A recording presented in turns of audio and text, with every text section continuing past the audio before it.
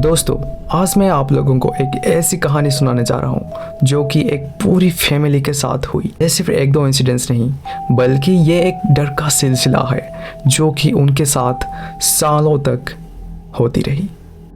सोचो, एक ऐसा घर जिसमें कि आप रात को अकेले बैठे हो और तुम्हें लगे कि कोई तुम्हें घूर रहा है, और ऐसा घर जहाँ पर आत्माएं गुजरती नहीं बल्कि वहाँ पर रहती हैं। तो तैयार हो जाए आज एक डरावनी कहानी सुनने के लिए, जिसे सुनकर आपकी रात की नींद उड़ सकती है। तो स्टोरी स्टार्ट करने से पहले मैं आप लोगों को बहुत बहुत थैंक यू बोलना चाहता हूँ, क्योंकि हमने 100 सब्सक्राइबर्स कंप्लीट कर लिए हैं, अभी और आगे जाना बाकी है। तो ऐसे ही आप लोग मेरी कहानियाँ सुनते रहें, ऐसे ही सपोर्ट करते रहें, and thank you. So let's begin. तो यह सब शुरू होता है उनके पुराने घर से, जहाँ पर कि वो पहले रहा करते थे। एक बड़ी सी पुरानी सुनसान सी घर जो कि एक जंगल के पास था, और उस घर के चारों तरफ पेड़ ही पेड़ थे। और रात को जब वहाँ पर हवाएं चलती थी तब वहाँ पर जो खिड़कियाँ थे वो मानो तेज़ हवाओं के चलते वो खड़कती थी, जैसे कि वो घर सांसें ले रही हो। ये स्टोरी जिसने लिखी है, मानो उसका नाम है रिकी। एक शाम रिकी घर में अकेला था। उसके भाई बहन, उसके पेरेंट्स सब बाहर गए हुए थे।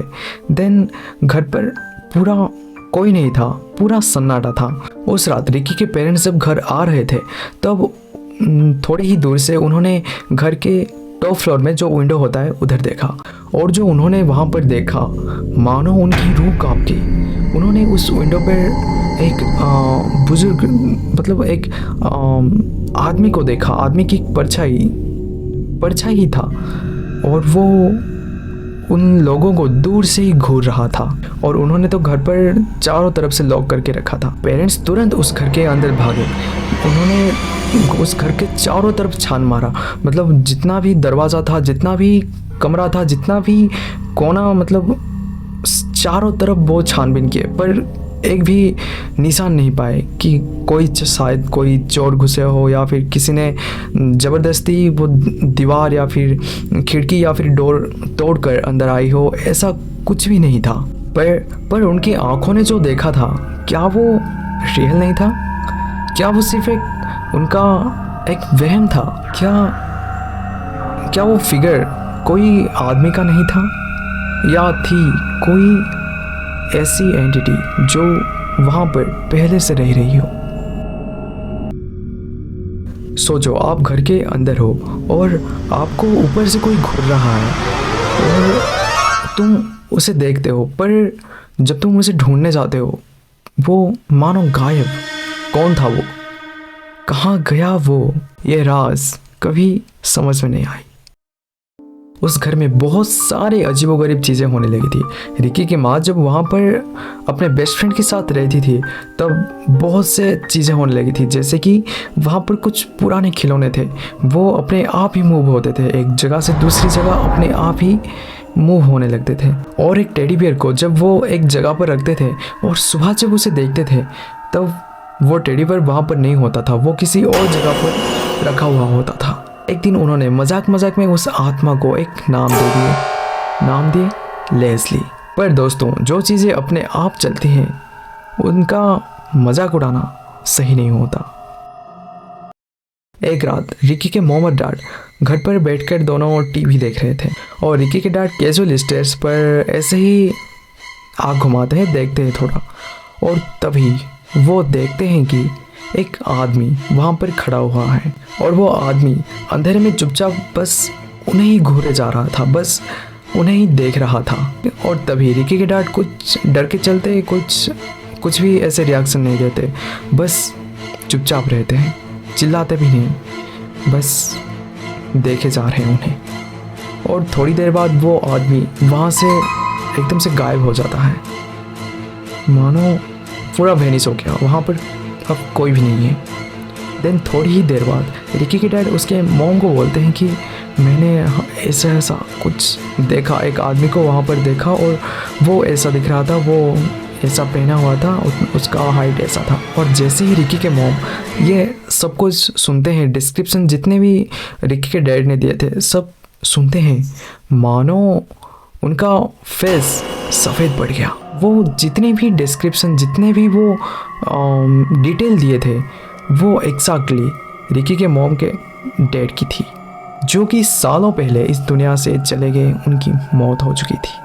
लेकिन उन्होंने जितना भी डिटेल दिया था, उनका फेस कैसा था, उनका ड्रेसिंग कैसा था, वो उनका हाइट कैसा था, और मतलब जितना भी डिटेल दिया वो सारा सेम टू सेम उनके फादर इन लॉ से मैच खाती थी।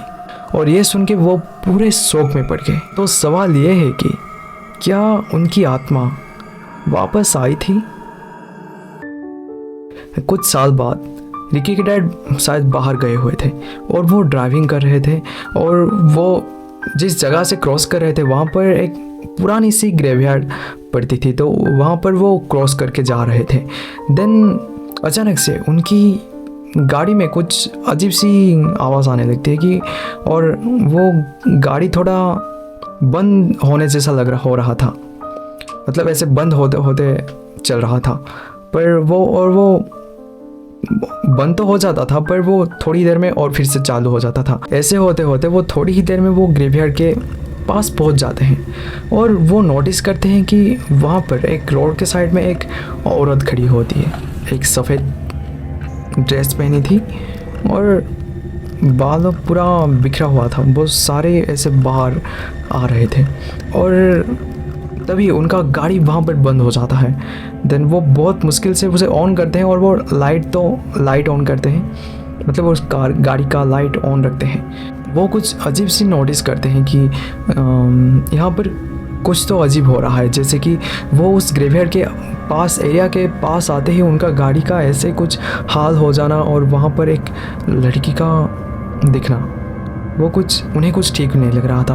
वो जब थोड़ा वो लड़की के पास जाते हैं, मतलब बाहर नहीं निकलते गाड़ी के अंदर से देखते हैं, तो वो लड़की, उसका चेहरा ही नहीं था, मानो उसका चेहरा किसी ने इरेज कर दिया हो। वहाँ पर उसका शक्ल में कुछ भी नहीं था, सिर्फ खाली था।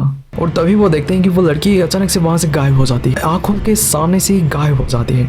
देन वो अपने रियर मिरर में देखते हैं गाड़ी के पीछे, तो वो लड़की उस गाड़ी के पीछे आकर खड़ी हो जाती है, और वो डर के चलते वो गाड़ी स्टार्ट करने लगते हैं, लेकिन वो गाड़ी बिल्कुल स्टार्ट ही नहीं होती।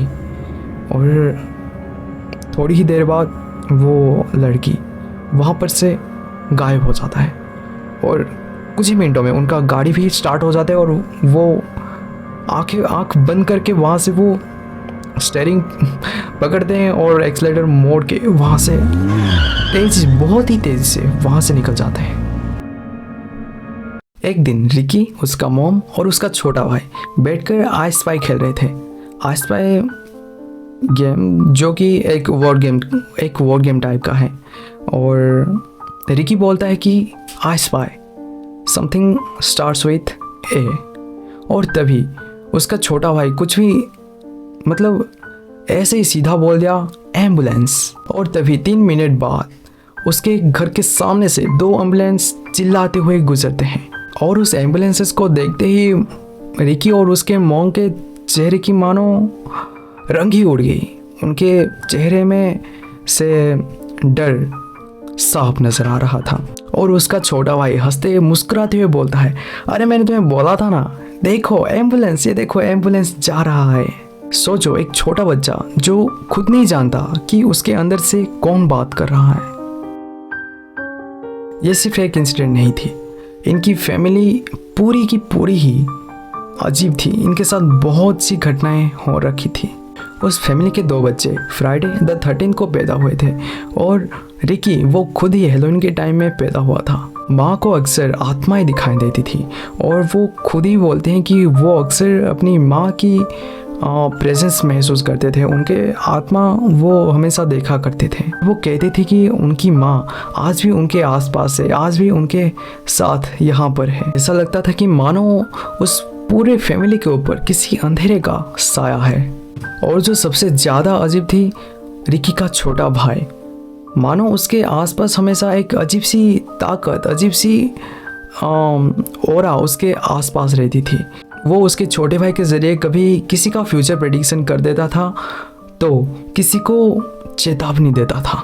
लेकिन सवाल यह है कि वो अनजानी सी ताकत उसके छोटे भाई की मदद करती थी, उसकी रक्षा कर रही थी, या फिर धीरे धीरे उसे वो अपना बना रही थी। शायद आप लोगों को उनकी कहानी एक मजाक लगे, मनगढ़ंत कहानी लगे, इमेजिनेशन लगे और आपको लगे कि ये सब झूठ है। पर दोस्तों, क्या होगा अगर आज रात आपके एक घर के एक कोने में आपको एक परछाई दिखे, एक पर्सन दिखे जो कि तुम्हें चुपचाप घूर रही हो? तो क्या होगा? तब समझोगे कि कुछ कहानी सिर्फ कहानी नहीं होती। तो ये थी कहानी रिकी की, जो कि ये सब घटनाएं उसके साथ और उसके फैमिली के साथ घटी थी। अगर आपको एक कहानी अच्छा लगा तो like, comment, share and subscribe ज़रूर कर देना। और हाँ, अगर नहीं किए तो रात को लेज़ली तुम्हारे घर में ज़रूर आएगा और तुम्हें क्या करेगा उसे ही पता होगा। And thanks for watching.